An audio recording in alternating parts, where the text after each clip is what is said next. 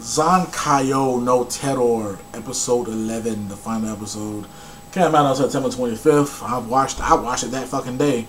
I wasn't going to review it because I wanted to actually bring in some people to watch the fucking last episode, because I was under the impression that these motherfuckers watched the actual anime. But as I was talking to them, they were just like, yeah, man, I'm watching episode 4 right now. I'm like, hold on, what the fuck? So you have not, like, kept up with the series? They're like, nah, man, I stopped. They said that, no, I stopped after episode 2. It's like, what the fuck?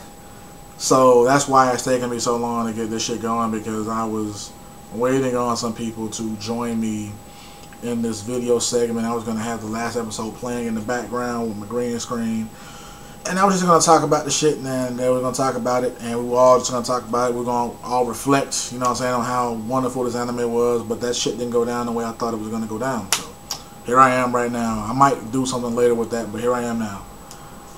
This episode, man, the last episode for possibly the greatest anime series of this fucking year, son. I'm talking about the greatest.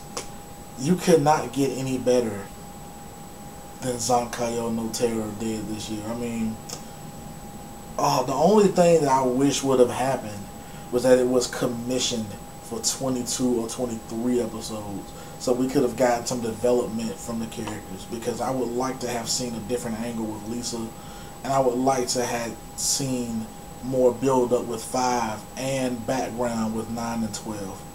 Other than that, though, man, for 11 episodes they did fan-fucking-tastic, son.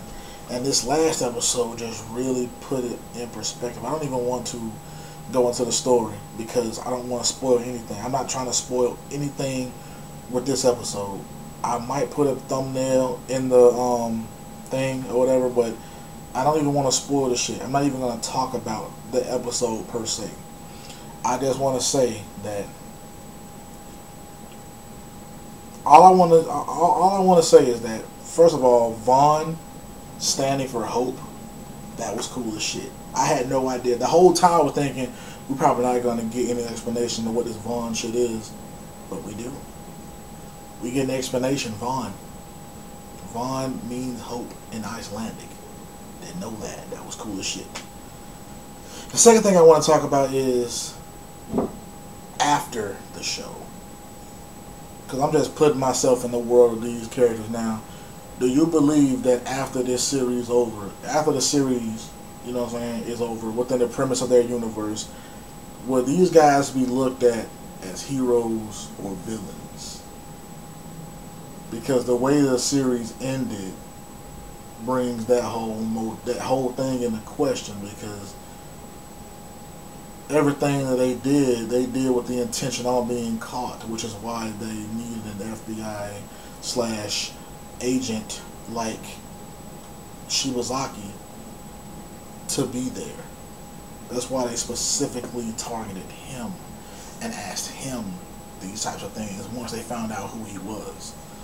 So, do you guys think that due to the nature of this show, due to the nature of the events that happened in episode 11, due to the nature of the events that have led up to episode 11, and due to the revelation, the conclusion of episode 11, do you think that in a post-credit sort of world, you know what I'm saying, let's just say credits roll, after the credits we get this extra scene, do you think that these guys would be heralded or condemned?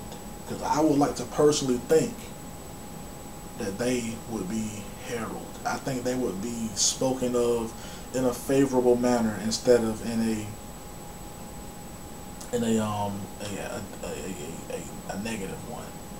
You know, so I really want to talk about it, but I told them motherfuckers that I wasn't because they watched my videos, so I can't go into it right now.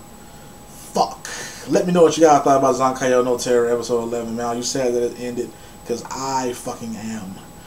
Vash Stampede.